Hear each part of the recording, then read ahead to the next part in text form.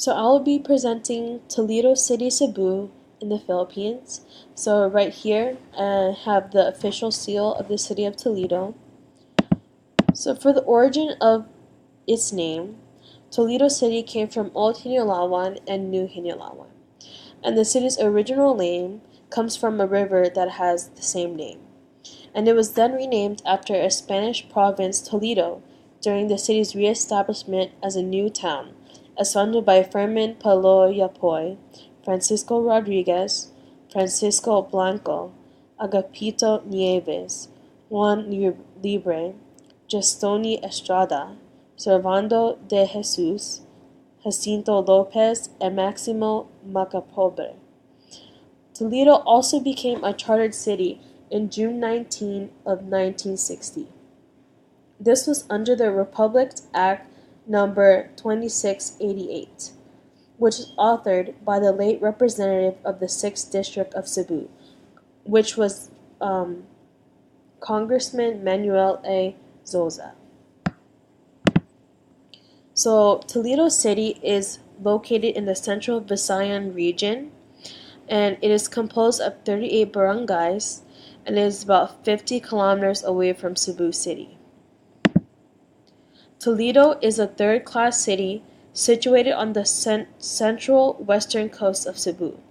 So the terrain of Toledo City is characterized by narrow coastal plains, and it has a few rolling hills, rugged mountain ranges, and slopes. It is roughly 20 square kilometers along the coastline and has an elevation of less than 40 meters above sea level. There are fairly well-enrolling plateaus and valleys comprising some 50 square kilometers spread throughout the interior. The highest mountain peak is 700 meters above sea level and is located to the northeast of the Poblacion. Toledo's mountain crusts are of volcanic origin, formed millions of years ago during the glacial age.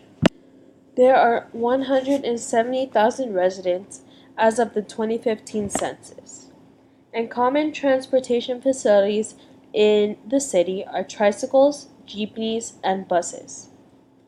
There are 2 operational ports in the city of Toledo. One is used to travel by ferry to San Carlos, which is right across the port, about 25 nautical miles away through Tanan Strait. The languages or dialects spoken in Toledo City can be Cebuano, which is the native tongue, or usually used in business transactions and education is Tagalog and English.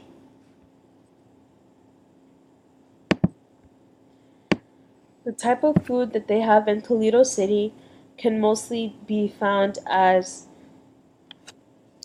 seafood or just food that can be found in any of the Cebu cities.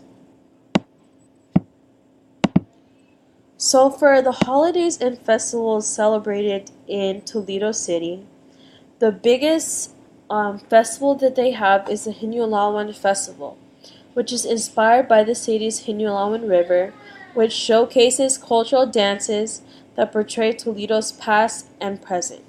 It also highlights golden harvest, golden friendship, golden treasure, and golden faith, the 4 golden features of Toledo City. Hinulawan Festival happens every 12th day of June during the city's annual Thanksgiving in honor of its patron saint, St. John of Saguhan. And here are some pictures of the festival. And so it is known for being very bright and colorful, and they're very happy because, like I said, this is one of the biggest festivals that they have and tradition they have in Toledo City. Hinulawan refers to the old name of the city of Toledo, and it is abbreviated form of the Cebuano phrase Hinaganguang Balawan, which literally translates to hard-earned gold. The Hinulawan Festival showcases different cultural dances portraying the past and the present of Toledo, and it features the different historical areas of the place, starting from the pre-Spanish era up to the modern times of Toledo. The traditions and cultural and beliefs of Toledo City can be expressed through social awareness that is now practiced in Toledo City, specifically about following rules and regulation in their heritage sites. They conduct seminars on conservation and reservation sites naturally and culturally. Every tourist that comes is given a short briefing on what are the do's and don'ts before visiting specific heritage sites. The traditions and culture of Toledo City can be expressed through their cultural heritage sites. Toledo City is widely known for its huge mining industry. Aside from mining, the city's primary sources of livelihood are trading, fishing, and agriculture. Toledo is known to be the home of Philippines' largest copper mine, which is operated by Atlas Consolidated Mining and Development Corporation. Toledo City produces various kinds of products, including mineral raw materials and plant products, which fundamentally support local livelihood and sustain the income of the city and its barangays. These products can include copper, gold, silver, red burning clay, marble, cement raw materials, limestone, marbleized limestone, coconuts, burry, pandan leaves, nito stalks, berry palms, and seedlings. So for the tourist attractions that are located in Toledo City, some major attractions can include the Malabong Lake, which is located at the mountains of the Barangay General Climaco. Malabong is an artificial lake especially made to provide a fresh water source for the Atlas mining and for the whole Toledo.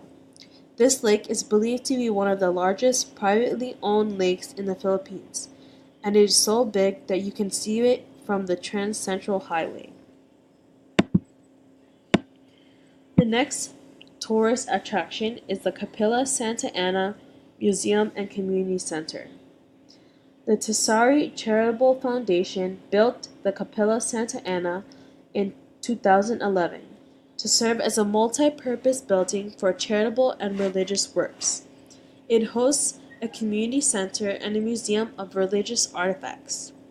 The Capilla also offers spiritual, cultural, and educational guidance as well as community services for children and adults.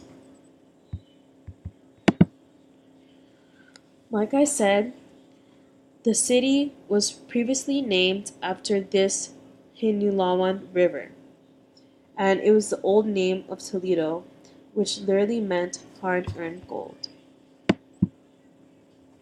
The Mangakuya Falls is a relatively undiscovered natural wonder that has avoided the commercialization you can see in the numerous of other waterfalls on the island.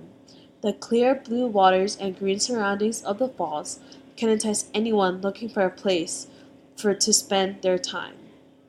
It is considered as a hidden treasure because the Mangakuya Falls is an unspoiled waterfall in Toledo that offers visitors enticing waters, evergreen surroundings, and an overall exciting nature escapade. Next is the Dongit tree or the ballot tree, and this is considered a mystical tree that is believed to have embodied fun stories since its spring to life in 1920. This mystical tree still stands proudly at the Barangay Ilian and catches the attention and curiosity of visitors and passers-by. The city considered the Dangit tree as its national heritage. And then the Cantabongo Springs offers cave explorations for those who have a passion for exploration and experiencing cave diving or just enjoying beautiful scenery. Then you will be able to enjoy these springs.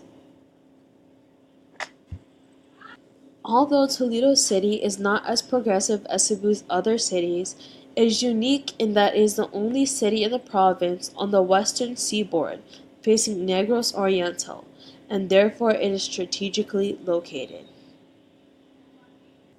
Toledo City, Cebu, Philippines is perfect for those that enjoy numerous heritage sites and locations that will be able to express the city's traditions and cultural beliefs through natural wonders and beautiful scenery.